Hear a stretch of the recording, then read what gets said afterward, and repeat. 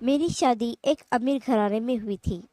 मेरे ससुर दो बड़ी टेक्सटाइल मिल्स के मालिक थे। हमारी संपत्ति बहुत बड़ी थी। दुनिया की हर सुख सुविधा उपलब्ध थी। मेरे पति उनके इकलौती संतान थे। मुझे अपनी किस्मत पर बड़ा नाज था। कितनी लड़कियां हैं जिनके ऐसे अरमान होते हैं, और मेरे अरमान पूरे हो गए थे। घर में हम सिर्फ चार लोग थे। मेरे ससुर, मेरे पति, मैं और एक मेरे ससुर की दूर की रिश्तेदार मौसी। मेरे पति कहते थे कि उनके बच्चों ने उनको घर से निकाल दिया था, इसलिए मेरे ससुर उन्हें अपने घर ले आए थे। लगभग 70 वर्ष की थी। वह खामोश रहती थी। बहुत ही अच्छी औरत थी, लेकिन मुझे उनसे बड़ी चिढ़ थी। मुझे ऐसा लगता था कि जैसे मेरे राज में वह एक बोझ है और मेरे सपनों के महल में एक बदनुमा दाग।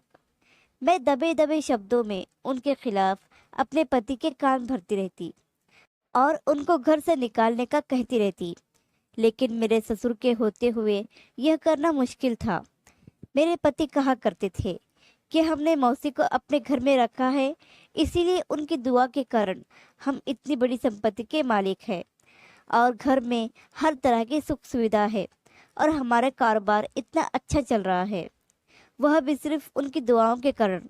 इसलिए पिताजी इस बात को कभी नहीं मानेंगे। फिर एक दिन अचानक हार्ट अटैक के कारण मेरे ससुर जी का देहांत हो गया।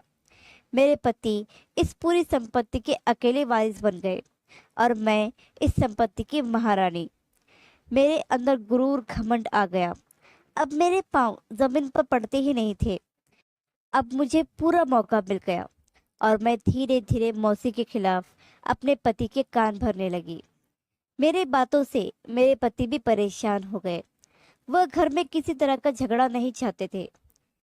मैंने मौसी से साफ साफ कह दिया कि वह अब इस घर को छोड़कर चली जाए। अब हमारा उनसे कोई नाता नहीं है।